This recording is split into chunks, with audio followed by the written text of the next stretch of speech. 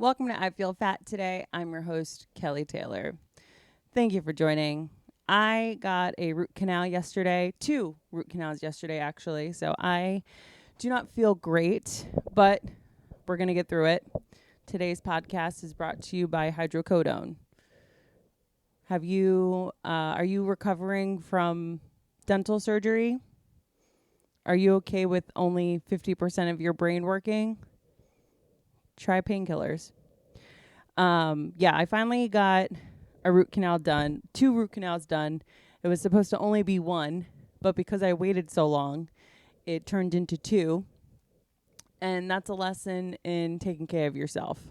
Now, moving forward, I am going to get my teeth cleaned every 6 months. No more of this, I'm afraid of dentists, I don't deserve to go to the dentist, or whatever I was telling myself. It got me into a position where now I don't know. I don't put your health to the wayside. It'll always come back. You will always have to pay that bill. You'll always have to figure it out unless you die, which I always just kind of saw as like the other option that was going to happen. But alas, my body persists for almost 31 years now. So gotta take care of that shit. And it sucks. Okay. I am in recovery from that. I have a show in Nashville this weekend I'm excited about. So if you're listening to this on Saturday, I will be in Nashville one night only doing a show and coming back. So that's an exciting update in my life. And that's about it. I am unable to concentrate, unable to feel like I'm doing a good job right now because, yes, I'm on painkillers, but also Joe is behind me and I feel like I can hear him snickering as I'm trying to do my job. So if I'm watching back being like, why does this suck? It's because Joe's behind me and I feel his eyes on me. Okay. What I want to do, I almost want to start over because I feel like this intro was so bad and I realized that my face was probably drooped really low and that makes me look older. I'm also not wearing any makeup and I feel like shit and now I feel like I'm going to cry. So I don't want to stop. I just want to keep going. I want to get this fucking over with. And we'll go into what I want to go through at the top of the podcast and then we'll introduce our guest. Okay. So what I want to go through right now is a video posted by Remy Bader. Remy is a TikTok influencer personality that I brought her up a week or 2 ago on the podcast when I was talking about the Victoria's Secret fashion show. I brought her up. And the reason why I'm bringing her up again this week is because she posted a very emotionally charged TikTok the other day that I want to go through. Now, if you don't know who Remy Bader is, she became famous, really. She became popular because of these realistic try-on hauls. So she would buy something, she would like order a bunch of clothes from free people that she thought would fit her and would put them on and, you know, show like how they absolutely did not fit her. So she is a plus size influencer. And yeah, we're going to go through this TikTok right now of what she posted. Okay, so I really try to not look at the really mean things online the best that I can because it really saves my mental health by not looking at it. But there's some things that like come up in my comments that I can't not see. And there's been a ridiculous amount lately of just like the body shaming and saying things I already know. Like I don't need to hear it again. I just want to pause. That's my biggest fear. I think that's the thing I hate most about posting. And I'm a nobody. Nobody knows who I am. So I don't get a lot of it at all, really. But anytime I do see something about people saying something about my weight, mean comments in general suck. Like, you know, obviously you don't want to hear that you're not funny or that you're annoying. But the ones about the way that you look never feel good. So like saying things like it's like how much bigger I got and how much weight I've gained and how unhealthy I look and whatever it is. So I've definitely changed my mind because I really was, felt like it was helpful to other people that I care about or don't know and still care about to help by sharing my health journey and what I'm doing for myself with the world, because I think that that could be helpful with people going through similar struggles. But I decided tonight that I'm no longer going to do that.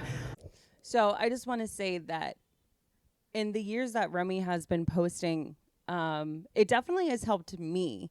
Like, because I think in, my personal journey of losing, gaining weight, I've always sort of had this feeling of like, this is going to sound stupid, but no matter what weight I was at, I always felt like the clothes and standard size stores never fit me, which in looking back, I realized that that was very much dysmorphic of me, until it wasn't. But it was nice seeing someone who had the fashion sense of Remy, and the build that she does and the weight that she does, try on clothes from Free People or Anthropology and be like, how does someone that looks like me, like I'm not morbidly obese. I am so upset that I don't feel like I'm saying that correctly. But I'm not like, she's not 1,000-pound sisters type fat. Like, why can she not go to a store and like, I don't know, find a nice outfit? Like, whenever I compliment my friend on something she's wearing and she's like, thanks, it's from Revolve, I just like smile and nod, because it's like Revolve, like they hate that I exist. Like the Revolve is never a store that I could go to. And so it's fun the way that Remy would have these TikTok videos of her, trying on a haul from Revolve and being like, okay, you said this was a size 16, and like literally I can't get, like, no, this doesn't fit. And I don't know, I think maybe it's only something that you can resonate with if you are in a bigger body, but that was always something that I really appreciated about Remy, and also just her openness about gaining weight through this journey of trying to conquer the eating disorder or disorders that she has, and being very public about it, because we have seen Remy at various weights. Like, we've seen her skinnier than where she is now. We've seen her bigger than when we initially met her, and she's really cool and really open. And I think that if you are somebody that is going through eating disorder recovery and you're going through that step of reworking or rewiring your relationship with food and you do end up gaining weight from it, it's really cool to see somebody in the public eye not letting them stop themselves, like still feeling like they're worthy of wearing nice clothes, looking nice. Because personally, I've always just dressed like a 60-year-old woman, partly because it was my grandma in her 60s and 70s taking me shopping, and so she kind of just dressed me like her. But like, I always remember wearing like shoulder pads from even middle school age, because it makes your waist look smaller. And she didn't dress or style herself like that. Like, she wears clothes that like highlight her belly, and like, she's not hiding her arms. Finnegan, please, I'm trying to do a podcast.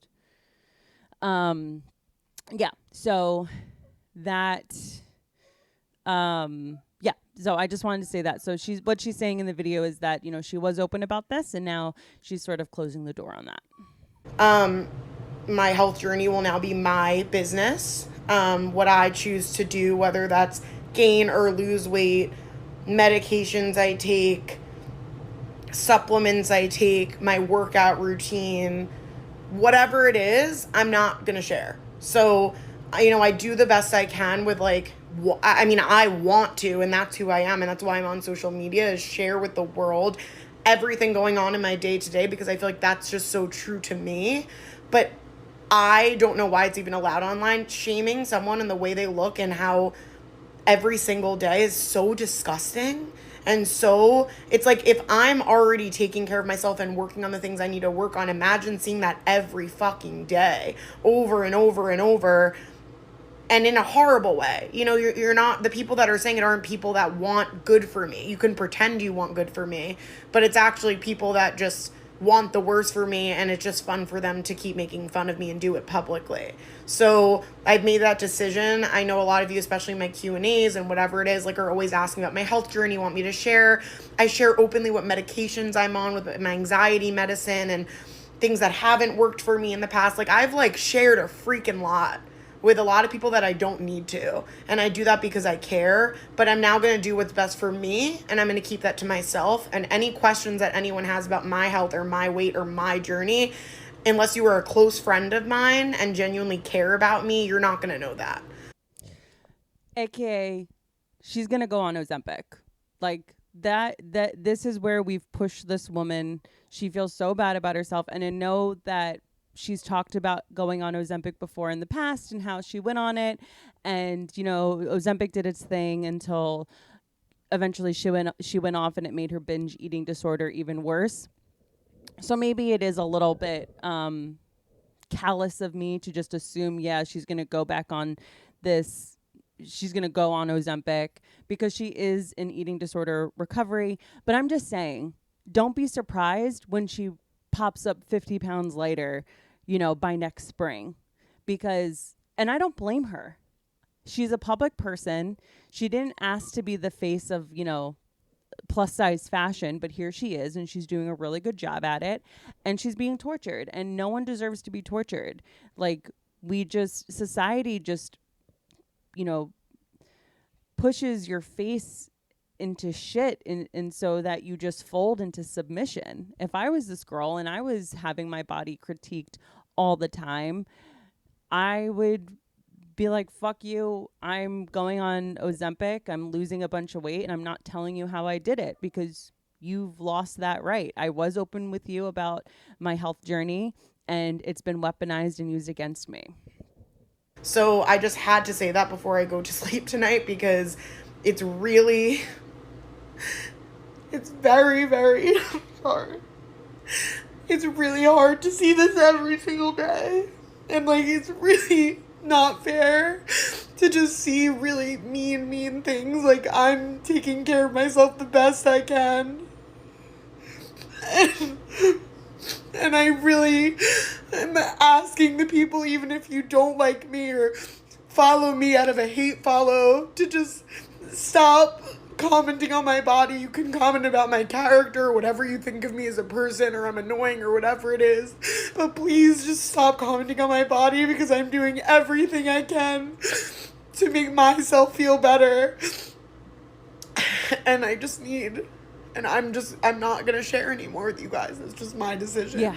So obviously it's very damaging to her mental health, and it's been seemingly torturous. You know, she was just in the press a lot for Fashion Week, and I think it kind of all came to a head.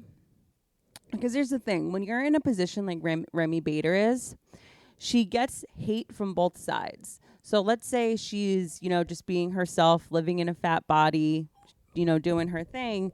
You have the people that hate that hate themselves, and so they're cruel on the internet, because that's where you can be most cruel, because it's, you know, a faceless crime, so to speak, when you're the perpetrator. And so, you know, she's getting it from that angle of people telling her that she's disgusting, commenting on her body, giving her unsolicited advice, all of that. And then she could post a TikTok where she is talking about wanting to exercise more, and that, you know, she's done sort of being sedentary and wants to, you know, move more. And I saw she had posted some workouts with her boyfriend. And the people that support her then sort of get on the defensive and write like backhanded compliments in a way on videos like that, where her supporters will comment on the fact that she is working out and it not being a good thing because you have a whole camp of people in the body positive, body neutrality movement who think that losing weight is fat phobic. And so now you have these people that you've amassed as followers are now turning against you because you've decided to be public about, wanting to exercise more in the hope that it causes you to lose weight. And so I couldn't imagine what it would be like to be someone like her who is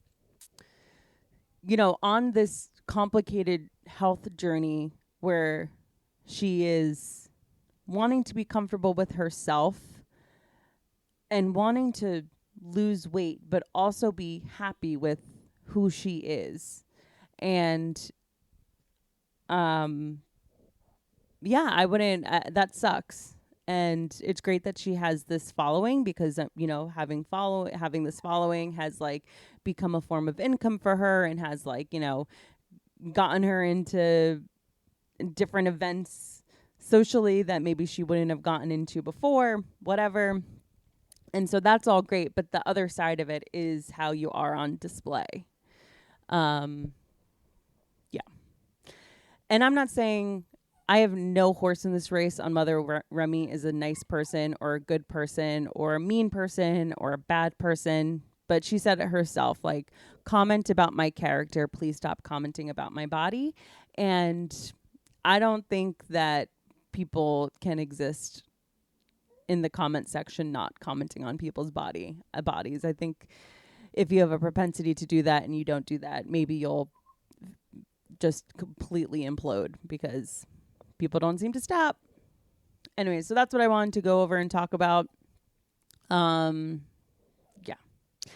Okay, subscribe to I Feel Fat Today on YouTube. Like and comment on the videos. There, as always, full video episodes there. Go to Apple Podcasts and leave a 5-star review. And send us an email at ifeelfattoday@gmail.com if you want to give feedback about the show or ask for some advice. And follow us on Instagram at ifeelfattoday. And you can follow me, your host, at Hello, This is Kelly. Okay, our guest this week. Wow, what a great episode. I had my friend on who is a very talented writer and stand-up comedian. We had a really great conversation about aging and just depression, and it's a whole lot of fun. Please welcome my guest this week, the very funny Maximilian Spinelli. You done? We're going. Did you get blood work today? It did. I went to the doctor for the first time forever. Oh, that's right. We discussed this. Uh-huh. Well, we don't have to talk about your visit. That's okay. I would love to. Did he take your height and weight? He did. By far the worst part of the exam. Well, I don't know, because I don't have to get my prostate checked. Well, they had me. You know what was a fun trick that they played? Are we recording? We are recording. Why am I doing? I'm doing that classic. Are we recording? Wait, has it started? Yeah, no, we're going. Black box is gone. Are we? Is this going on YouTube? Yes, it is going on the Full tubes. full up? Yeah, full up. I use the animals for views. Me too. This is great. Yeah. Do they like them on YouTube? Yeah. I love them. My 5 viewers. Well, God bless. Yep. Hey, how we doing out there? Sound off in the comments if you think Barnabas should get on top and do a bunk bed situation. Crazy. Sorry, you were saying, the fun little trick that they play on you is because my first appointment, primary care doctor, I got him, and they have you put your own weight, and then they weigh you. Oh, see if you're lying. Bait and switch. So they I guess now in the doctor's office they want to make sure you're not obese and you're not a liar. Yeah, they want to make sure you're not full of shit. Yeah, totally. I was off, but hey. God bless. Who owns a scale these days? I don't. Well, sometimes I'll do it on Equinox just for kicks. Oh yeah, at Equinox. Be like, I lost 2 pounds during that workout. During that sweat. Absolutely, fantastic. Oh man. Well, Max, thank you for coming on. Oh, I'm happy to be here. Let's do this. Excited. Are we going to use these witch cards? No, but those are. Oh, you're gonna love me for this. What is it? That's just out. But those are My Chemical Romance inspired witch cards. No. Yeah. It's a My Chem Tarot set? It's a My Chem Tarot set. There was an artist on Twitter that was doing a limited run of them. That's amazing. And I ordered them a year ago, and they finally came in because they are custom. Don't worry. But what is it, like the band members or characters from their music videos? Well, they're like a very visual band. Like they have different eras where it's like they have a lot of imagery associated with each era. So like some of it is like album art and other parts of it are just like, like knives to like there's like lyrics where like they're, They have a witchy knife. lore. Yeah. They have a They witchy definitely like a gothic lore. Hell yeah. So they're really cool. Maybe on the Patreon, I'll do some tarot readings or something Hell with yeah. my chem set. I've They only really had are my cool. tarot read once by a witch I dated years ago, and the final card was the devil. And then she dumped me. Oh, God. Joe, tarot is how Joe and I started our budding romance, because I had a party here, which I think you were at. It was a Thanksgiving party. I very well may have. Yeah. It was the best super spreader event I've ever been to. No Oh, one top actually, 5 at least. no one actually said they got COVID from the event. That's great. But we were all young, healthy 20-year-olds at the time, and We couldn't get it, Fauci. yeah, and we were vaccinated or whatever. And so Joe was like hanging around, and he saw tarot cards that I had No one out. invited him, to be clear. No, it was one of those like Project X open invite Oh, hell type yeah. things. And he came with a friend of a friend. Wow. And so was this then on Thanksgiving? this was on Thanksgiving. Oh, so it was like when it was like nobody could. Was it 2020? Thanksgiving 2020? For the record, no. Okay. But Sorry, I forgot I'm on this side of the camera. That's the one. I used the wrong eye. A few friends came over. But a lot of people hadn't gone home that year, obviously. Right. I don't think I was here because I moved to Connecticut right around that time. Oh, that's For right. 6 months. I did 6 months in Connecticut. That was the worst 6 months of my life.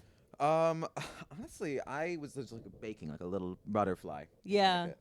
A little closer to the mic, a little closer to your mouth. Well, I'm like I've never podcasted before. We kind of just jumped right into it, and the animals are kind of. I feel also at home. You know what I mean? I don't feel totally. like. Yeah. I find some people bare their souls a little bit more than they intended to, because the couch gives it a therapist office vibe. Well, it's like I'm sitting on this very comfortable couch. These two little guys. I'm distracted. I'm disarmed. Yes. It's like the BuzzFeed puppy interviews. That's You like remember my those? whole. Oh yeah, yeah, absolutely. I'll tell you my social security if you want it. Totally. I'll get that after. But you did have to go home during the pandemic, so I don't know if it'll get me far. It won't. It will not. But anyways, so yeah, Joe made me think that he like thought tarot wasn't bullshit. So He tricked you. He tricked me, yeah. And did you read in his tarot that he was full of shit? No, but I did read in his tarot that he would be moving to the city away from where he was currently living, and he did in fact do that. Wow. Or no, he was living in Harlem, I think, at the time, and I was like, I think you have a move coming. He was like, I was thinking of moving to Brooklyn. Were you flirting with him? Were you like, this No, card says Joe you're was gonna like- sit on my face? No, like Joe was like, it was just like, I don't know. I just always saw him as a friend, Good. and then Did you hear that? and then I just eventually it kind of just turned into like, well, if he asked me out, I'll say yes. Wow. So lucky for him, he did. Wow. And his life was forever changed for the better, And yours? We're hanging in.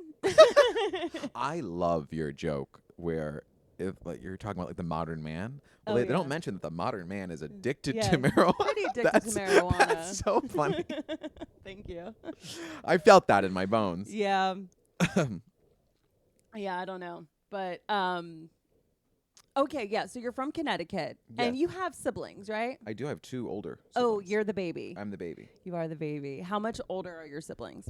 2 years to my brother, and then 2.5 more years to my sister. Okay, so like it is a good spacing. Like the Yeah. three of you felt more like a unit than if you had more like separation. I think my sister and I probably have the most differences out of the only ones with Yeah. like, actual differences, but like it's still negligible. Like we still like grew up in the same house. Yeah, You know what I mean? It's yeah, not like absolutely. I feel like it was like right on the cusp. Yeah. Because we all went to the same like grammar school or middle school. It was one of those Catholic Oh, pre-K to 8 situations. So like I went to school with my sister until I was in whatever third Yeah. grade, and then I we pass each other. Right. Yeah, my older brother and I are only 2 years apart, and just the way our age, like our dates of birth fell, we ended up being only a year apart. So like if he was in second, I was in first. Right. And so it was like I had K through high school essentially, like K through 12, like in the same building.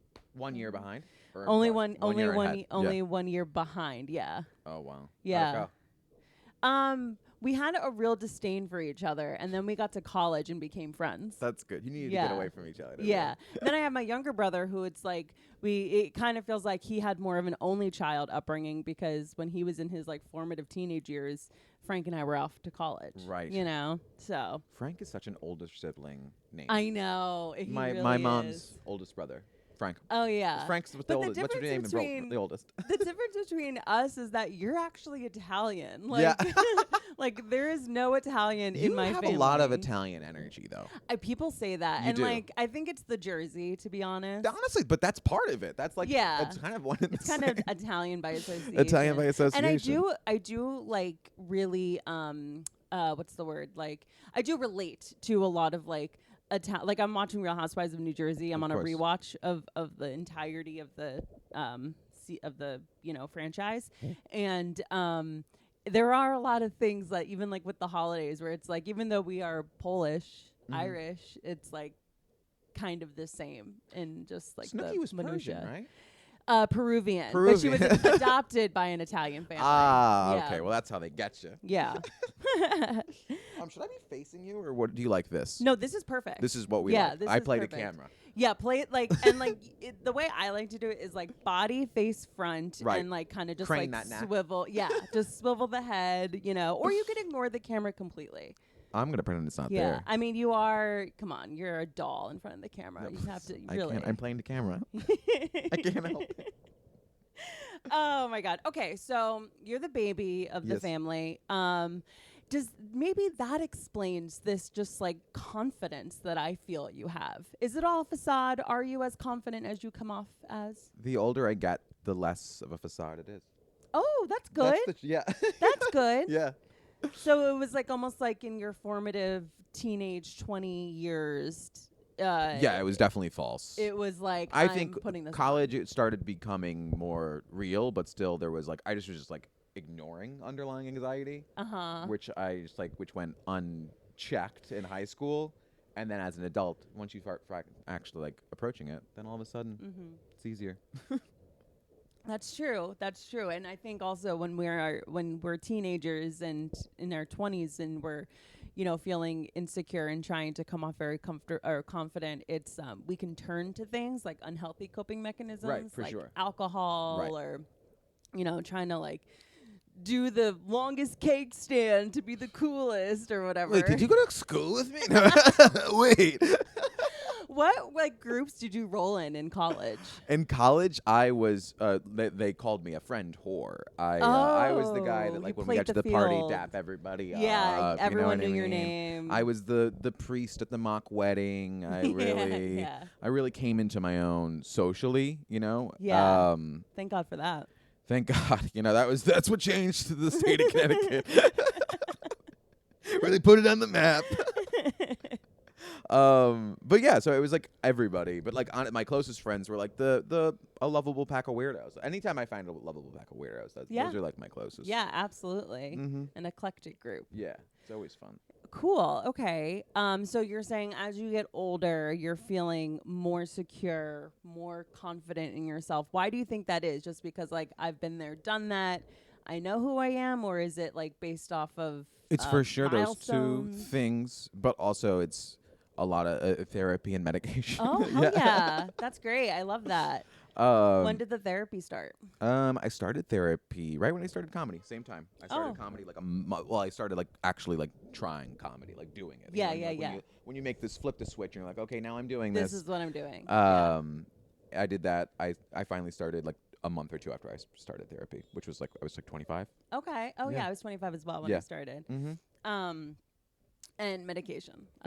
Medication, I started like a year or so into therapy, stopped, and then this year got back into the game. I went pro again, and it's good to be here. What, are they pissed at each other? I could just sense that trouble was They were afoot. about to fight? And so I was like, let's just move this. I wasn't even paying attention to Barnabas. Barnabas? What is he? Babastus. Barnabas, like the hospital. Did you go to Barnabas? Is that why? I've never been. Well, hopefully you never have to. Okay, so back on the medication train. We love that. We love that for you. I got off this year, and You're I love off that of it. for me. Yeah. How do you feel? It was, I wouldn't wish the come down on like my worst enemy, to be honest. They wean, no? Did you do cold turkey? That's I like had to do- famously the one yeah. they tell you not to do. Yeah, it ended up being a cold turkey situation, but it was because insurance was like Oh, messed up. yeah. And so like I had to literally stop cold turkey. So you because, don't like, want to be off. At the time, What's happening here? he is trying to pull the attention away from you. He's pissed that So this is what we're he's doing. a star. Look at him. Yeah. He is my therapy dog. Here, A therapy Barnabas, dog come with- over. You can come sit on me. Nah, he's like, I'm good. Okay, bye. At the time, I had been on it for like 5 years. And at the time, it kind of felt like I had been thinking about getting off. And so it was like, maybe this is just like the kick in the butt that I needed. And by the time like the insurance worked itself out, I was already like a month off of it. And I was like, well, I'm not going Cold back turkey. now. And I just Yeah. sort of like braced myself for it being How long was the bad. whiplash? I would say it was probably 3 good months of like mood swings and brain zaps. Right, yeah. What's a brain zap? It's just when like you literally get the feeling like you're getting shocked in your I've definitely brain. had that. Yeah. And so I wouldn't recommend it to anybody. And I wouldn't recommend getting off medication unless you feel like you're in a space to do it. And I was sort of adjusting the therapy I was doing. I had the same therapist, but we started doing more intense work that I felt like the Lexapro sort of like didn't let me, I wasn't able to feel my emotions as that I Right. should have been. Were you on like heavy dose? I was on 20 milligrams, which I think is the high. I don't know. It might maybe people go higher on Of Lexapro. what, Lexapro? Yeah. I'm a Prozac man, so You're I a don't know Prozac baby. the Totally. difference. Because Wellbutrin, it's like $1.20 is like normal. Yeah, like normal, not a lot. yeah. Because I used to take 10 Prozac and then also like 150 of Wellbutrin, and I was like, what's okay. going on here? Yeah. I don't yeah. understand science, And and I don't pretend to. And here's the thing about medication. It is such a cocktail of like trying to figure out What what works. for you because Right. we're all different and whatever. So, And the fact that they don't fully understand how they work. yeah. Which I'm glad I had a psychiatrist that was like, listen, I'm giving you Prozac. It's been Yeah. around forever. We know it's not, we know like what it does long term. And Yeah. he was like, we don't know how it works, but it does. Yeah. And that's that. So what was like the impetus of getting on the medication? Like, so you got yourself into therapy. A year later, your therapist broaches the topic of medication. Well, or I had suicidal ideations. little SI. Yeah, a little SI. And then they were getting more and more severe to where she had suggested it, being like, you know, she did a good job, a slow Yeah. burn of it. She was never kind of like, I think it should be a thing. But then Yeah. she would bring it up once in a while when things got like super dark. Right. Just being like, that's an option. And like, obviously I was like, I don't want to stop being funny or whatever. You know what I mean?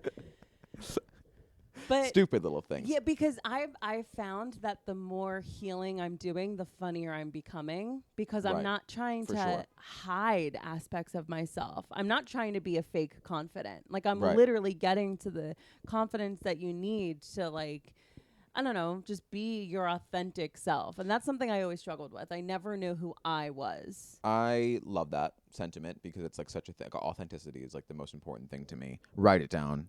Put it on a fucking pillow. Something You interesting pigs. about me.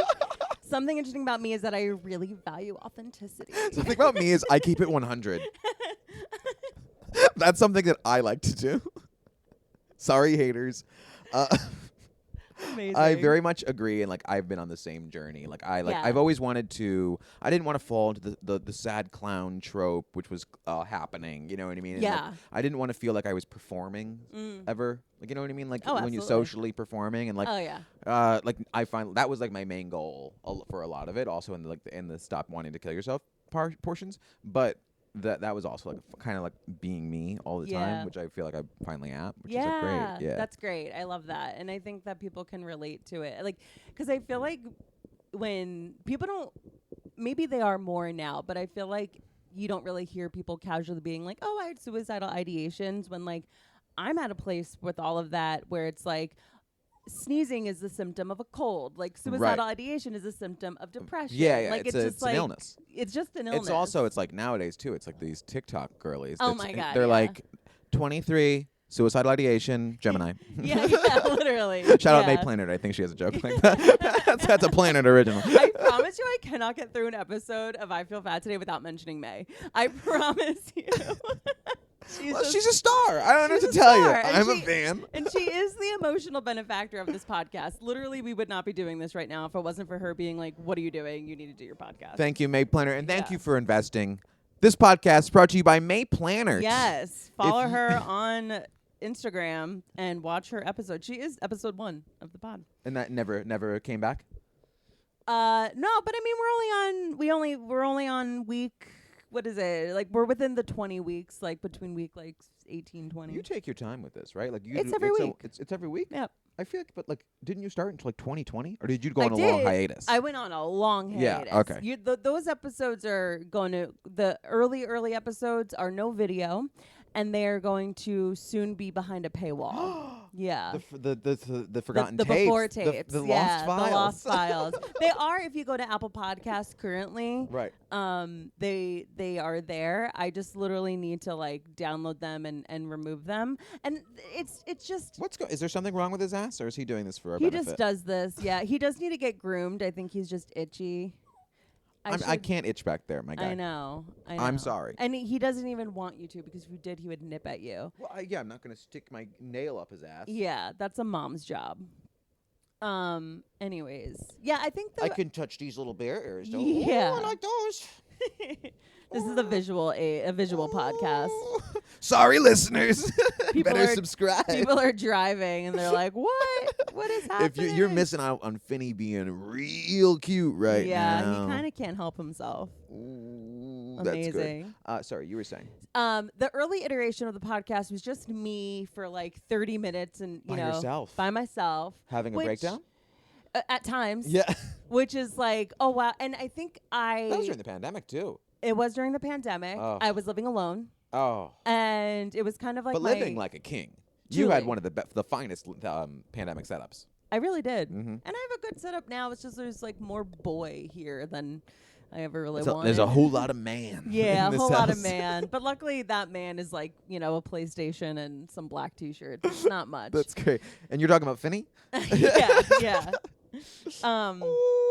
Yeah, and I just felt like, wow, I'm really exposing a lot of myself, and I'd rather have people on the podcast so they can expose themselves. Yes, and I do love that. I love exposing myself. Yeah, so that was that. Okay, so that's cool. Got on medication, did therapy. So when was like the earliest you remember of like having an insecurity? Oh, wow, that's so interesting. I love this question. Have you heard that audio on TikTok? Yeah. I love this question. Thank you so much for asking. That's so interesting. I don't know. Probably young. Young. I feel like young. Yeah. I feel like the answer would for sure be at least middle school, right? Or maybe even. I don't have a lot of memories. That's my problem. Okay. Therapy feel will like help with that. Therapy, I feel like I've actually am remembering more nowadays. Yeah. Like I feel like I have a fuller picture, Mm-hmm. and I'm able to look at things like without it being like all bad or all good. Yeah. Kind of like I have more memories of the gray, which is nice. Absolutely. But that being said, I don't have that many memories. I definitely have been. I definitely remember in grammar school, like being insecure about stuff. Being insecure in middle school. So like what was like your extracurriculars? Were you a soccer kid? Were you a sports kid? Were you a play kid? I was a soccer kid. Okay. Travel soccer, Blue Shout out. Where are my Stormies? The iconic. The iconic. You remember? Don't sleep on the team. I did that. We also had like tennis courts on our street. Okay. We were the only street in the block, so they weren't private, but they were public. I'm sorry. I'm sorry to admit it. That's embarrassing. I'm humiliated. And what other extracurriculars? Oh, karate. Did a lot of karate. Oh, you were a karate karate I was a karate kid. kid. Yeah, they had us. We were fucking athletes, bro. Okay, karate, a little bit of a performer. I was. Oh, that was an art. I have to Yeah. tell you. Let me tell you something. I was known for dogging it. I wasn't exactly I wasn't a Absolutely. trier, especially Yeah. at soccer. I wasn't killing myself running Yeah, around. yeah, you know yeah, what yeah. I mean? You Like had I more had of a- nothing to prove out there. Yeah. You were bearing your soul on Let's the just say field. I knew I wasn't the fastest, and I wasn't trying to fix that. Absolutely. But Absolutely. the karate stuff, when there was like a belt thing and the parents were there, and Yeah. it was more of a Oh, yeah. performance. Oh, yeah. I put on a show. Absolutely. I put on a show. Oh, you were a little showman if I ever saw one. Amazing. Oh, TBT. And now- Destined for the stage. Destined. Look at me now. Yeah, look at you now. Look at me now. On the couch. Amazing. Okay, so what question was I gonna have? That you don't really. A lot of people I talk to, myself included, have this feeling of like I don't really remember my childhood. I don't Yeah. really, and I don't. Were we bored? Like I don't know. Maybe. Maybe. It kind of all blends in. You know Yeah. what I mean? It's also, I'm very much the kind of person though, like if you're like, what are your 3 favorite movies? I have a stroke. My brain has a stroke. I'm like, I Yeah. can't remember if a movie I've ever seen. or Yeah, anything. I've Like, never like, watched a movie. I've never seen a film. Like, Yeah. what's your favorite food? I'm like, I don't actually eat. That's yeah, crazy. Yeah, that's the craziest thing about me. Yeah, I can't like conjure things up Same. when I'm like thrown those kinds of Yeah, questions for like, some reason. You go on you're on a deserted island. You need 3 things. I'm Yeah. like, I'm my like- iPhone. Yeah. Like, I don't know. I just can't. throw open my mouth. and Yeah, walk I away. can't handle it. So we bumped into each other yesterday at a friend's party, which I didn't know you were doing Make-A-Wishes. So that's That so was kind. that was an appearance. Yeah, that was a was. paid appearance. You're welcome. Yeah. And we had a lovely walk home from the party. And you laid a question on me right before we were departing, which was very funny and apropos of the podcast. And so I'm so glad that we can talk about it. But you asked me if after hitting 30, did I fall into a slight depression? Right. And it got me thinking about it. And really, the depression for me is like it's not age related. Right. It's always just kind of been like this anxiety, this depression that I didn't know was that. For sure. And so I want to ask you about this because for me, when it comes to aging, I was thinking about this. I have had such issues my whole life of not liking who I was, not liking the body I was in, Right. and feeling so extreme about that when it comes to aging, I have so much malice towards myself when it comes towards the way that I look that I don't have the energy to have an opinion really about my age. Wow. So I've always been fine with getting older, Right. because getting older for me, it's like low on your list. it's low on my list and almost like a higher priority on like the good things that are going to happen to me. Because like when I was a teenager, I always wanted to be 18 because there were like, I thought like when I'm 18, like I'll be able to get into, music venues that are 18 plus, like, and then of course, turning 21, like I just want to be able to get into bars and not have to think about Right. it, So I always saw getting older as like a plus for me. And it wasn't until I hit 30 that I started noticing the things that people talk about with aging, like being in, like doing my makeup and having to adjust the way I do my eyeliner because all of a sudden the hoods of my eyes are a little bit more droopy than they ever were. Right. So like little things like that are creeping up where I am like, oh man, getting older sucks, which Right. only in the last year have I felt this. For sure. But I'm such a birthday girl. Like I really Yeah. get excited Same. about my You really are. I love that for you. And I've always been very fond of my birthday and just happy for another year. I also think energetically I like the idea of a fresh start. And so like I always look at each birthday of I like, love okay, like let's do a tarot spread and see what the year ahead is. And I like those sort of Yeah. times. Are you a New Year's girly? No, I'm October. No, New Year's. Like, do you like New Year's? Like, do you also like do the same thing that you do on the birthday also at New Year's, or do you save it for the birthday? I save it for the birthday because it's less pressure. Right. The New Year for me makes me a little bit too anxious. Right. Because I'm like, oh, tax season's coming, you know. On Jan 1? Yeah. I think I have like some like Somebody traumatized you trauma. about taxes. Yeah, no. Was there like, tax fraud in the family? I traumatized myself with taxes. Me, Did- I'm the tax You're frauder. the tax. No, Are I'm you- not. I'm caught up, okay? Are you terrified every time you submit that you're like, they're going to get me? So I am, what is it, an ostrich that will bury their head in the sand and let, just ignore everything around them? For sure. When- Executive function, you suck. Executive Yeah. function. I'm finally getting good at that. And by good, I mean like I'm able to get health insurance. Yeah, Yeah. no, truthfully, I do deal with that. Mhm. And so when I was like finally out on my own and having to do my own taxes, I would just have a cloud of anxiety around me because I was always thinking about them. And to the point where like for 2016, I just like let it pass. Because of Trump. Because, well, You couldn't get past it. I just was like, whatever, I'll file an extension. Like I just kept saying I was gonna file an extension, not filing extensions until finally I did, you know. And it just was year after year, it was trauma after trauma of being a 1099. That's why I literally have a joke about that where I'm like, can I not sleep because it's a full moon, or am I a 1099 during tax season? Yeah, that's funny. Because literally It's relatable. I can't sleep when I'm thinking. And so when I was a 1099, I just having to go through my bank statements. And one time my mom was helping me and she was like, lots of trips to the liquor store on here. And I'm just I feel like I'm literally getting an autopsy right now. Is it worse to get audited by the IRS or your mom? My mom, absolutely. Because I'd rather pay a monetary value to the IRS and go to actual jail than the emotional value I have to put into that and the shame jail I end up in. But luckily I have a tax person now and I don't have to go to mom. I've long been a 1099 human. Actually, I've since 24 or something.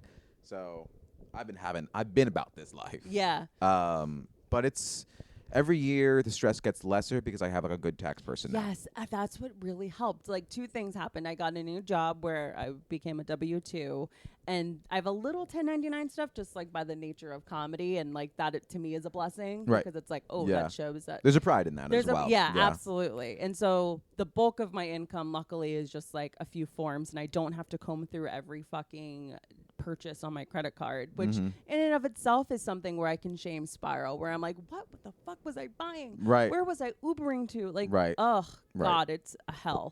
I don't like to take that responsibility, but I will say last year that it was satisfactory that like my accountant, it was the first year she was like, well, we're going to have to call you a comic. Yeah, that's amazing. She was like, that's your main job now. And I was like, oh, we did it, Nadia. Yeah, Nadia. Shout out to her. Love her. I'm sorry, listeners, but this guy's very cute right now. Yeah. If we can do a zoom in, I don't know if the camera's getting that. In frame. If he's not in frame, that's criminal because the way he's got the head on the little arm, that's actually exactly how I sleep. Oh. Yeah. You're a stomach sleeper. I am a stomach, but I'm like a twisted stomach sleeper. I'm a twisted stomach as well. Are you? I always have to have an arm up. Can I ask you this? This is part of the 30. I do an arm up is big for me, or like an under the pillow. Yeah. It's got to be somewhere, Yeah. or usually on Alex's. Never on my side. I always feel a little better with a handful of titty. Yeah, I just feel safer. It's like a pacifier. Sometimes she'll just put it. She's like, all right, fine. I can't sleep. But 30, like I have these, and it's it's hack, but my neck is never going to be the same. Oh yeah, I got something for that. It's just, do you actually? Yeah. I think we might have talked about this, but I get these these neck headaches now. You know what I mean? Oh yeah, that's like a tension headache. It's a tension and I sleep and I wake up. Yeah. And I just am like, it was bad for a while where I was like, oh, I can't really turn it, and I'm out of that now. But like, I'll get these fucking headaches, bro. Yeah. And I got this special pillow. I got a special sleeping pillow. Yeah, just specifically for that. For that. Okay, I have two things for you. I have a neck extension thing. Ooh, that blue thing right there. Yeah, I actually might want to try that before I head out. On TikTok Shop. Oh yeah, I've definitely come across my feed. Yeah, yeah. It had come across my feed so much, and I had such neck pain that I finally was just in a space of desperation. Is there a marathon outside? Someone's Is there a race? Something. Yeah. Maybe someone. I think someone's doing a fun run outside. Somebody's doing longest keg stand.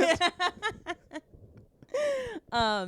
But I also, and you know, people, I'm hesitant to ever bring this up to people that talk about having pain in their back and neck or really anywhere on their body. Chiropractor? No. Oh. Because when I say it's in your head, I don't mean to say you're making it up. Mm-hmm. I'm just saying there's credible resources out there that link what's happening psychosomatically to pain in the body, sort of like a body keeps the score kind of thing. Are you at all familiar with that? No, but Okay, so body keeps the score is like something happens to you, like we don't have memories from childhood. Right. Cognitively, we can't remember. Our body remembers. So Like it would it's in explain our like visceral reaction to something, or Yeah. something, like a smell or something that like you get Yes. afraid or something. Yeah, like if you smell the smell of gasoline, and all of a sudden, you know, it makes you either happy or sad. Oh. Like, you know, that could have been like, oh, my best memories were when I was hanging out with my dad in the garage, whatever. I love the smell of bacon. My mom made amazing bacon. There you go. Yeah, I mean, I'm no scientist. I don't know anything. I'm an armchair therapist. But so I'm going to send you some, this, I think what would maybe help is this book by this woman, Louise Hayes, who has mantras that you can say to yourself when you are experiencing a kind of pain. I love that, but can I tell you this? Yes, please. I am bad at a mantra. I'm bad at a mantra. I am an absolute liability when it comes to mantras. I can't do it. Because you just forget, or I will also forget. I'll do it for it's one habit I cannot keep, but I also it's like there's something. I'm bad at habits. I'm bad at habits. Unless you're talking about the cool ones. Yeah.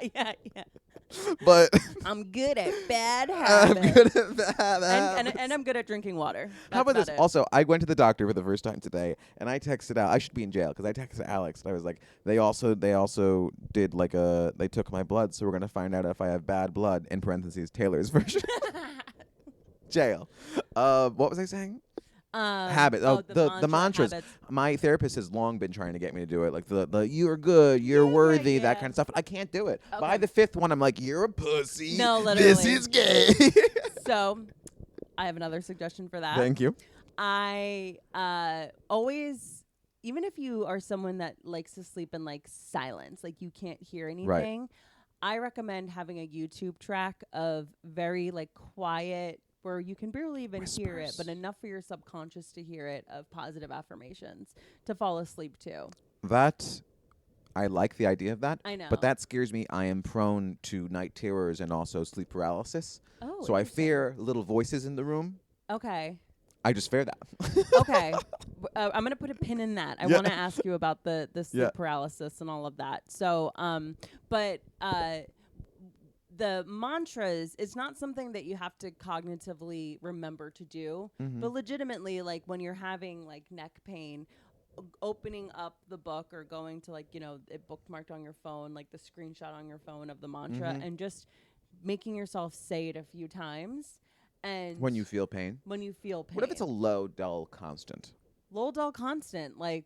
So just all day I'm walking Just- around with notes You don't open. need to be doing it all day. And this is why I'm hesitant to even bring it up, because if your ego can't get past that you're doing something seemingly really dumb, Right.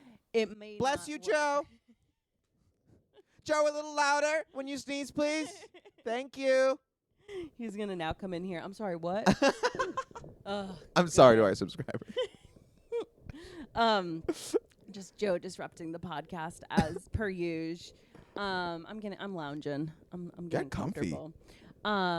Yeah, like if your ego can't get past what you're doing is really dumb, then that's a little tricky. But I also think that it's kind of like comedy. You just keep doing it, you're gonna get good. You at get it. good at it, yeah. So, but listen, everyone's on their own journey. I'm just throwing it out there. Yeah. I feel you on the neck pain thing. I really, really do. But I have a lot of instances in my life where I can correlate pains I'm feeling to something being amiss in my life. Really? Yeah. Have you ever had witchy pains? Like you can sense something's wrong with someone else? Like You get a know, tummy ache? I literally had our guest last week. Check out the episode, Jessica Rotundi. She's a psychic healer. I haven't seen her in and forever. How is she? She's great. That's great. She's really great. And we were talking about this and Not me. how this I assume. this Adonis before This. my eyes. And how I have experienced like a sort of knowing or a feeling. Like Mhm. I will say one thing about me is I am a pretty good judge of character. Like I think my friends sometimes find it annoying how like on point I can be Right. about people. Right. Where, you know, multiple times they've been like, Kelly said, don't like watch out for that girl, and I didn't. And Right. you know, I'll never not be nice to somebody, Right. but I always know who to keep an arm's length on. And Right. people have surprised me. I've been on I like do I've like been being wrong. fooled because I'm very similar in that way, in Yeah. that sense, and it's nice to be wrong. It's nice to be wrong when it when works it's out. when it's the fun way. Because Yeah. when it's the not fun way, Yeah, that I hate. everyone's fucking suspect Right. at that Yeah, point. then you got to be. Yeah, looking. yeah, truly. Mhm. So, but I don't know. People are I do love being proved right, though. you like proving people right? You No, like, being proven right. When you're like, oh, when oh. you like, when you know those people in the scene that you've always been like, I don't know, but no, and then you have like an interaction or something. You're like, oh, so I was more than right. The girls that get it. Yeah. Absolutely. Like bottle and sell that feeling. Of Yeah. being Yeah. proven right. And I don't need. Here's the thing. That's the beauty of it. I don't tell anybody. I don't need to tell anybody. Oh, no. It's a little victory for They me. all For me know. to me. They I'm all know. I'm like, I like to just chalk it up in a win column for me. And old Yeah. Maxie's with W's. Oh yeah. It's a little tally in the wins for me. That's a yes. You're a witch. Yep. Yep. Absolutely. Okay. The depression going into 30. Right. Just go over that with me. Like Here's the thing, and this is what's so interesting is I just love him. I can't stop looking at him. Going into 30, I was okay. I didn't love it. I was going into 30, I found myself comparing a lot where like I was like starting to panic about things, being like, well, I'm 28. This kid started at 23. Yeah. Look at all the things. They're like, now I'm actually, I can't play high school anymore. If I do one more year and I won't be able to be on the CW. And then it was just like, and I started having those very irrational kind of things. It's like, well, you started when you started, you're doing this now. It's also like, you're way younger than a lot of people. Right. It also helped that a lot of my friends were like all of our mutual close friends, they're all like a year or two older than me. So Yeah. it's like that also helped because I was like, Yeah, well, yeah. these fucking losers are already 30. Yeah, and it's like once again, I'm the baby. Yeah. Yeah. Which felt nice. But I do love being one of the younger ones in the group. once I restarted therapy, which was great, and then because I stopped the medication and the therapy at the end of the pandemic, like towards the end of there, like 2022, like early 2022. Or like right when I moved back to the city, so it might have been spring 2021. I You were stopped. just high on life. I was like, I'm never gonna die. We're back in it. And then 2022, I got back into therapy towards the end of the year because I was like, we're not back in it. Yeah. I was like, what was I trying to prove? And then I restarted the medication shortly after. So like when after this 30th, because like I was coming to 30, and I feel like I felt like I made my peace with it. I was in therapy, and then I turned 30. And I had a wonderful party, which you were there so for. lovely. It was I so was fun. like, oh, so I'm like nailing this. I actually Yeah. like conquered this. And then turning 30 of it all was definitely a factor, but I just flipped into this deep depression that I hadn't felt since I was like 25. Yeah, Or like since I was in my 20s, my late Right. 20s, like really going through it. because, you know, obviously I don't know the inner workings of your life, but if you look at it just from like, you know, the Instagram perspective of it all. Right. Beautiful girlfriend. Right. Great apartment. I know. Budding comedy career. Thank you. Like really just everything on the up and up. So did you feel like That's how I knew it was so dark.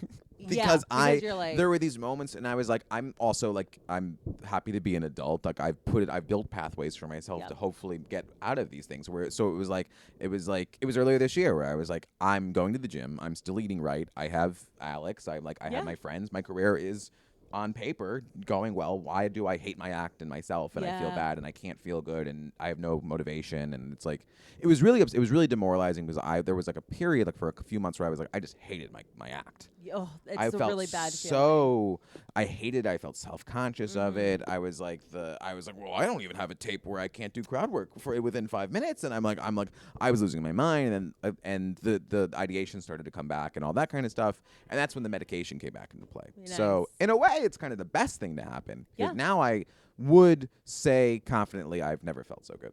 Oh, that's amazing. I know. So I love that. That's darkest beautiful. before the dawn. Boo boo. And that's If you're listening, there's tiny fireworks going off in the room. I'll edit in some fireworks. Thank you. In post. I'm working on the. I'm a one-woman show here, and we are getting good at the editing skills. Hell yeah. Do you do cuts and stuff? I'm trying to. That's I mean, great. we're a one camera Well, operation. you can start adding a second cam.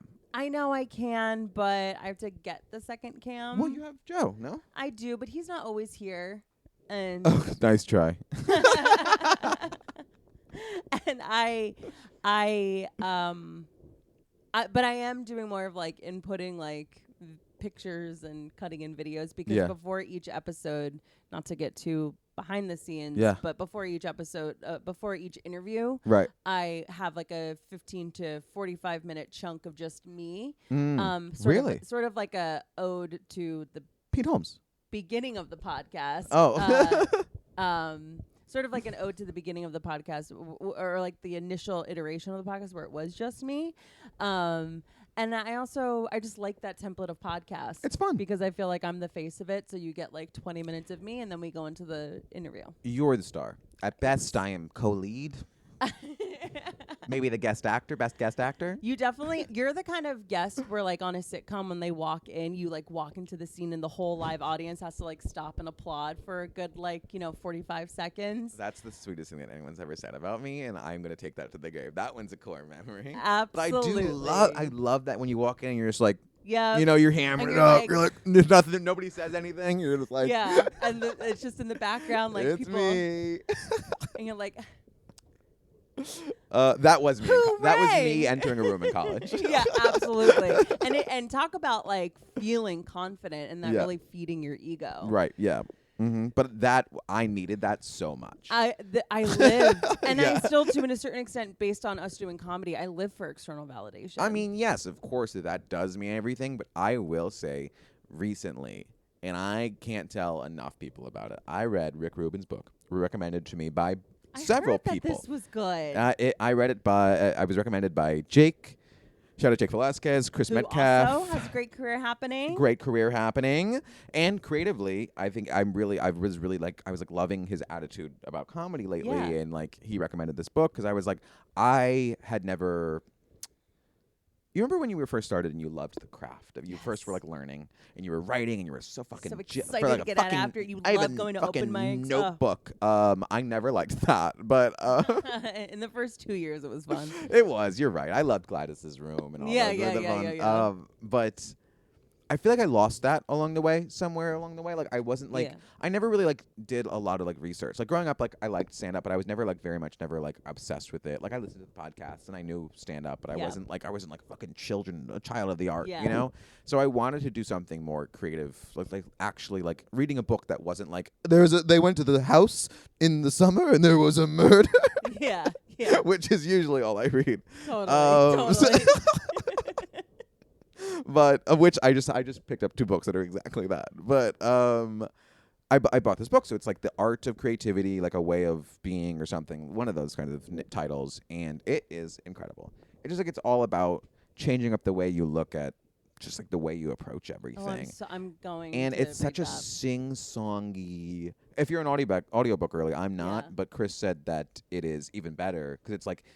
Because the way it's written, there's like meditations and like in betweens, and then he hits like these like little things between every chapter. It's like a limerick or some shit where it's like.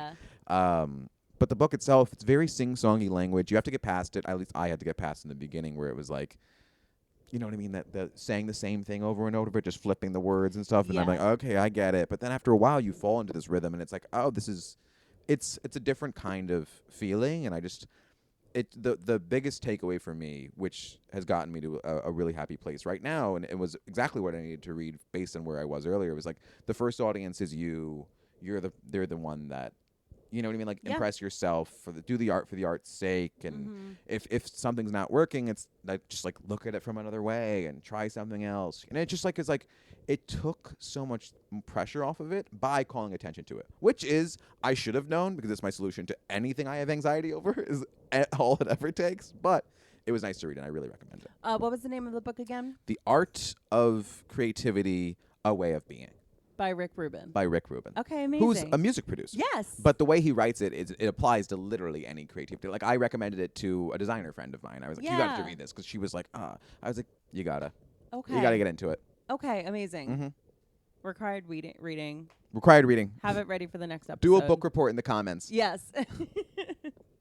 Use key SEO words. So Do you have comment girlies? Like, Not and are yet. you doing this a la Rich Happel? Are you doing the foot thing for him that he's doing? Were you doing the wiggles for? Oh no, the is that a Rich Happel thing? You don't know the Happel Hour foot fetish pod? No. Oh man. Shout out. I have done Happel Hour. Did he make you take your shoes off? No, but that's my my go-to whenever I go into anybody's house. You take a shoe off. I can't help it. I used to live with an Asian girl. Flex. Shout out Brag. to Jess. Shout out to Jess. Jess. Dear friend of me. That's the girl Yes, I you was know talking Jess. about. That I was like, Oh wasn't my- there a shared roommate that you guys both had that my you guys God, were that both is friends with? so I said funny. Joan, Jackie. No, Jess was my roommate. Yeah, here. okay. Yeah. But she was friends with Claire as well, no? through me. Oh, just to be clear, Yeah. she was Kelly's friend. Well, because Jess is in a comic. I've known Jess since college. Okay, Yeah. right. And Yeah. she was at your haunted house birthday? Yes. No. Ugh. No. Oh, yes, she was. She was actually. Or, I'm trying to think. Was she in Hawaii at the time? I don't know. She That, was by the all way, over. is one of my favorite nights of last year. Wasn't I had it so so fun? Hey, we I got had another birthday coming up. So much. I can't wait. First of Yeah. all, let's do something spooky. Let's do something That's what I was fun. thinking. I loved it. Well, May and I famously, and we all did Yes. a little mushroom. Yeah. Wonderful. Little gummy. Before the haunted house was a choice, I think May and I did overdo it. Yeah. Um, No, same. I but think we all kind of did. I loved it. Yeah. But it was an interesting choice because luckily I went through with Clear, who was like negging it. She had the opposite Yeah. reaction Yeah, on it. yeah. She was like, "What are you gonna be scary, you fucking pussies?" Which I needed to be a part of because if I was by myself, I would have been like, "Oh, I'm pissing my pants," because I famously walked through the door with May next to me. Yeah.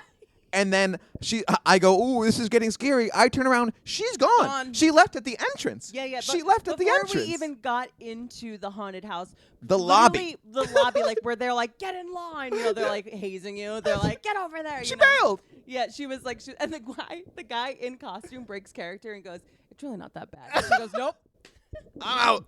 So she leaves. Now we're like downtown. We're over kind of near Financial District, which gets really scary. It was night. way scary here outside. She sends a photo to us. She's like, "Get over to where I am now. I'm terrified." Mm-hmm. There is a random person dressed up as Elmo in the middle of the street. No. I'll include the photo right here. Bing. It was so scary. Not part of the haunted house. took was it, right? She blocks sent that photo. away. She took Oh, it and was God. like, "Now I'm looking at this fucking guy." I'm like, "You should have stayed by the Yeah, haunted she was house." just walking around the dark streets of Fide-Eye, Yeah, like- which was way more dangerous than Blood Manor. Blood Manor is paid actors. I will say I had a lovely night. That was wonderful, but I had to go straight. I Yeah, you exited. I did. was running late just because like Blood Manor. There's a Yeah, wait. yeah. I had to go straight. I left the fucking psychedelic of it all. Like there was a lot Yeah. of neon. There was too much light involved. Yeah, with it was a lot. Yeah. I walked out into the Uber straight to New York Comedy Club and on stage because I was running late Oh for my my. God. So there was no breath no- in between mushroom haunted house experience Yeah, into I that. forgot you had a set But after. I had such a fun. I had such fun sets that night because I literally when I was riffing, being like, I just had a fucking day. Damn, I wish I could see the tapes of those. It was probably I so fun. do have them and they're blurry, but that would have been Clip City if they weren't Yeah. like literally the blurriest thing you've ever seen in your life. Of course. What were we Nothing could be saying? Oh, your captured. birthday. We loved Yeah, it. that was fun. Or what? Do you have any ideas this year? So I was thinking, like, do I do a day like where we go to like a bar where football is playing, or do we do like Blood Manor?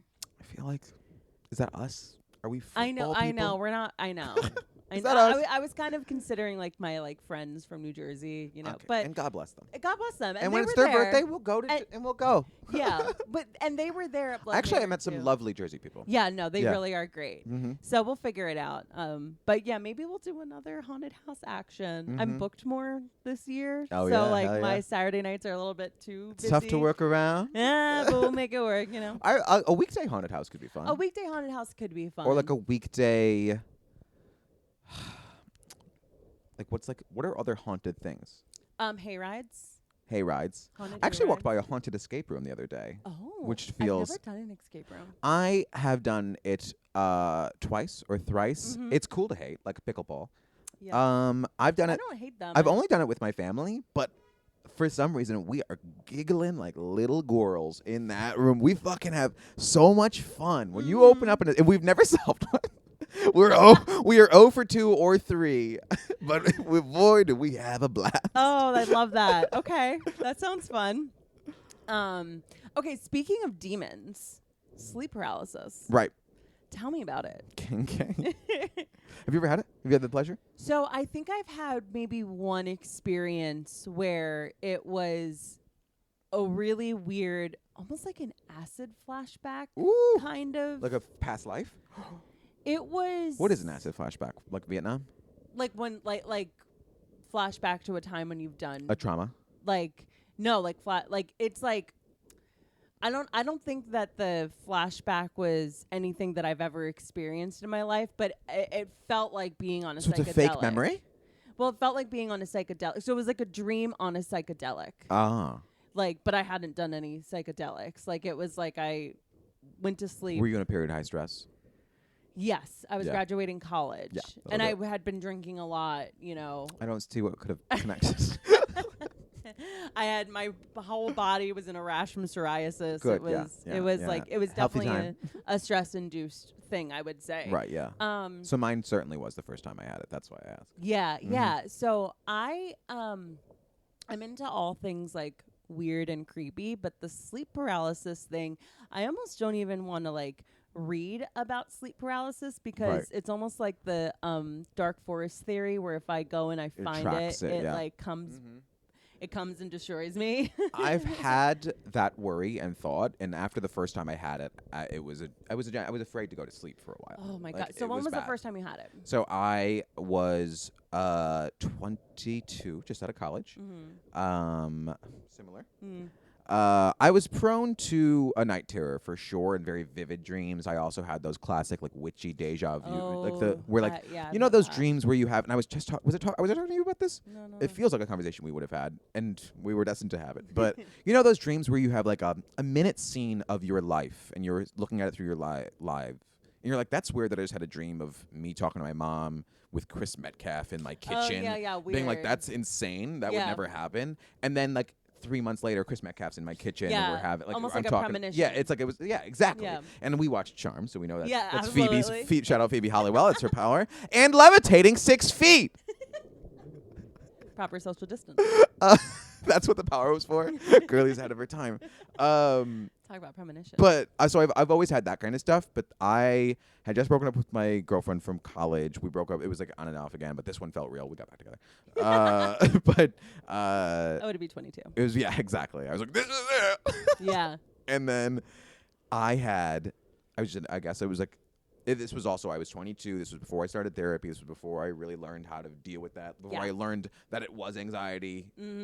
I used to tell people, I was like, I don't really get anxious. Meanwhile, I was just constantly in a state of fight or flight. I don't get anxious because I always am. I am anxiety personified. Just constantly like juggling on a fucking unicycle.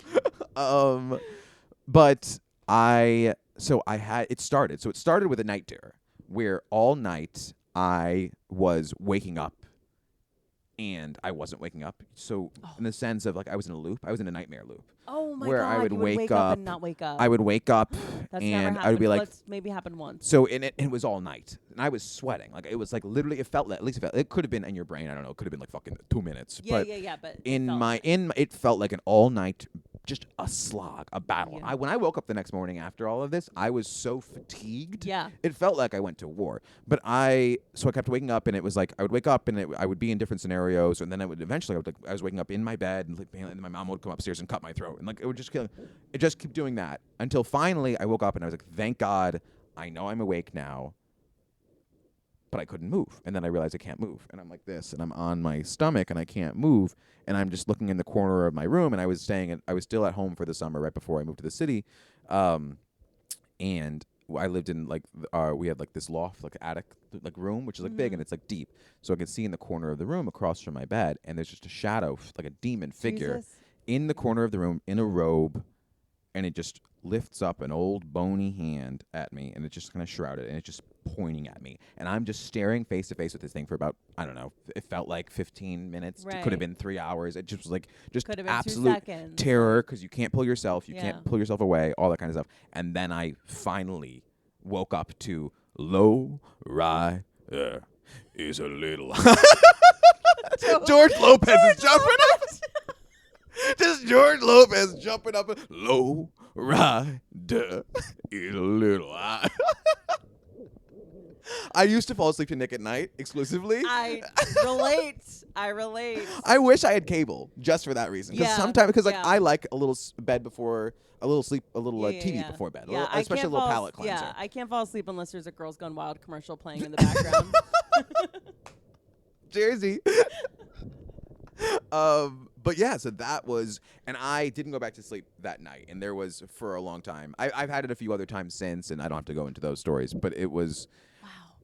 That's terrifying. To this day, in the back of my mind, every once in a while before I go to bed, I'm like, come on, I don't hope it doesn't happen. Yeah. You know what I mean? Yeah. There are some people that get it more often, I feel. Like I've only had it a handful of times. Right.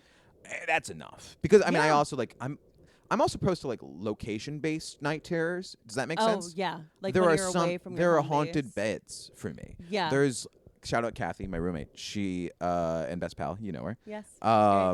You guys connected because when good people meet good energies yeah, and you're like, oh, I know. you guys are gonna just fucking we vibe. I don't in the body when cells just kind of match up. Yeah. The mitochondria is the powerhouse of the cell, and but she has a house in Newport, thank God for wealthy friends. Yes, and love them. that we go to every summer. And there's this one bed in the house. If I stay, usually we're all together in the top floor. And if there's one bed in this house, I will have the worst night terror of my life. I have had. Once Ben and May, they still make fun of me to this day because I was talking in my sleep. And I was just having this most terrifying dream. To be made fun of for something when you're so defenseless. It's not like you were walking with a tray of iced teas and tripped, and they are constantly beating up on you for that. It's they were like, you were whimpering in your sleep. You were a little child. I was being hunted through the streets by an old couple. Yeah. Oh God. It's so funny. I don't know if it's a cursed bed situation or what, but I literally have convinced myself that I have the power to see ghosts because there have been certain hotels and literally there have been certain hotels or motels where I I'm being just terrorized because I think that there's ghosts in the room. Yeah. I'll never forget this one trip I went to. I went to Punta Cana with my college Spring friends. It was a post we just all graduated. Oh, hell yeah, all inclusive. All inclusive. We just graduated. Love that. Those trips were fun. The just graduated group trips. Oh yeah, just graduated and it was organized through the school. Oh, that's so sweet. So it was Did a lot of people go then? It was that's more fun. You want a reunion quicker than Yeah, 5. it was literally it was multiple fraternities and sororities. Oh, that's cute. It was amazing. That's great. And there were people not even in Greek life that Woo! And so I remember missing class to get tickets to go on this trip because it was tickets are gonna only be Wednesday at 3 p.m. And I was well, even though I need to go to class to graduate, I'm gonna get these tickets to Punta Cana. Anyways. Sorry, 1 sec. Hey, Joe, can you let Mike in? He's downstairs. Can you let Mike in? We're going to wrap up soon. Mike Bramante, he's downstairs. Can you let him in? Hey, Joe, we love you. I hope Mike wasn't waiting long. No, he just texted. Okay, good. I just had a feeling. Yeah, there you go. A knowing, a buzz in your pocket, if you will. Yeah, I just had this buzz or something. That's so funny. Boy, this episode is Clip City. Let me tell you that. My mind is reeling from all the reels. You're cutting. Cut. Yeah, and I promise you this one hotel room was fucking haunted. No, I believe that. Myself and my friend Judy in this room, and I can't explain it. I just remember going to sleep every night and not being able to because it literally felt like there was a fucking witch flying around my room, and I was not not on any substances besides alcohol, Well, that's fucking medicine. Hey, you go to bed. Yeah. And then and I said to my friend Judy, I'm like, you're not experiencing this? I'm like, no. And I'm like, well, I need to go sleep in Jess's room because I can't. And she's like, well, now you're gonna leave me in the haunted room. I'm like, but you're not experiencing anything like I am. Yeah. So Yes, I don't know. And I also have experienced when I am don't worry, Finn? the mics aren't picking it up. It's Oh. fine. Someone will smother him in there. No, I have experienced like when I'm not in my own bed and I go somewhere where like that's when like I'll wake up screaming from a dream. For sure. Yeah. Or Like, and then you I'm get a fucking big sleep talker. dunked on by Ben and May. Literally, I'm a sleep talker. Yeah, for sure. No, I'm a sleep whimperer. Yeah. I'm a sleep. I'll talk. I'll be like, but it's just like ever since I was like a kid. Yeah, like, same. I actually did a little sleep walk and conversation when I was I've done very walk. very young, but Yeah. I was famous for it. Yeah. But now it's just like the kind of whispers and stuff.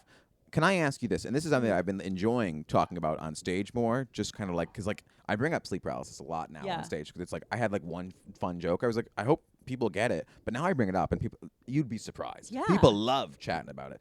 Do you believe in, because there's also a show that I was watching for a little while called Evil, Okay. CBS procedural. You love I a recommended CBS it. show. Yeah.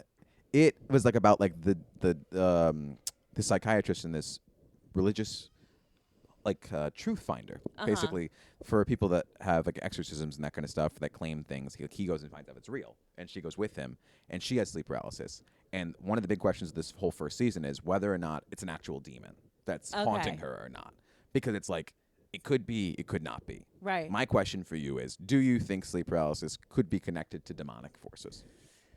I don't know. Okay. I don't know, and I would love to have someone on the podcast that knows more. And I'm sure my TikTok for you page tonight will be all this topic because our phones listen to us. Send me the and links. I will. What I have to say is that the mind is a very powerful thing. Right. And so I would be more inclined, and this is on the basis of nothing, Right. that the sleep paralysis demon is a trauma manifesting itself. Right. As a bony-fingered, man in a top hat. And cloak. not even necessarily as a past trauma always, because I feel like A that one was like fear. that current moment. Yeah. I think I felt Because- guilty Yes. for the breakup, and that was my own self. Right. It was probably one of those things with the TV show where they had the bad dream and then they lift the hood and it's actually Ben Yeah. Savage Yeah, himself. yeah.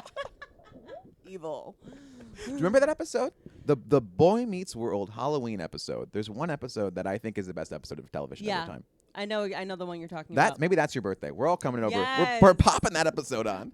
I do love just like finding the Halloween or like Christmas themed episodes And of watching regular those. shows. Yeah, just like watch New Girl and just- Christmases. Yes, Yeah. absolutely. Yeah, I get the it. Office Christmases, the Yeah, Office Halloween. that's great. It really, that gets me in the spirit more than anything. I of agree. any holiday. I agree. Yeah. Everything else feels very forced. Right. But and also like the whole like trauma doesn't have to be something that necessarily happened to you. It can also be a perceived fear. Right. So like, if you even if your parents created the most safe environment for you growing up, if you felt for whatever reason Right. unsafe about something, that's a Right. perceived fear. And it sucks for parents because Right. they're like, I want my kid to not have trauma, but it's like, I can't help, I'm a little kid with an imagination, and Right. certain things have happened that are out of all of our control that make me anxious or fearful in this way. So I think Right. when it comes to the demon aspect or like just sleep paralysis happening to you, it's more of a trauma response than anything else. Wow. But that's not to say I don't believe in demonic forces. Gotta keep watching this show. You Yeah. might be right. Absolutely. Yes. Yeah. Well, this was amazing. We have to wrap. What a pod. Seriously, you have been a gem of a guest. Thank you so much. This is what happens when two self-appointed therapists get together. Yes, I know. I do feel like I should charge some of my friends on Venmo For sure. for yeah. lending my sure. beautiful, beautiful ears. Mhm. Where can people find you?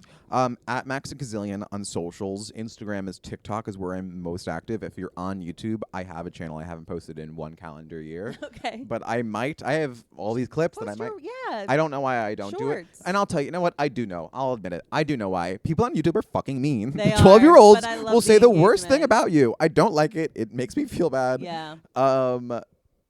But that's where you can find me. Also, We Were Had, if you want to see me on more podcasts. Yes. Very With funny. Ben and May, the people who made fun of me. We're Yes. currently on an undefined absence or Hiatus. hiatus. Yeah. One day I think we'll come back to it. I do genuinely believe that. I think We Were Had is so special. I love that show. And I love it very much. And just because it's in a hiatus right now doesn't mean it needs to be, for forever. But even if it doesn't pick back up, the back catalog of We Were Had is really funny. I highly recommend.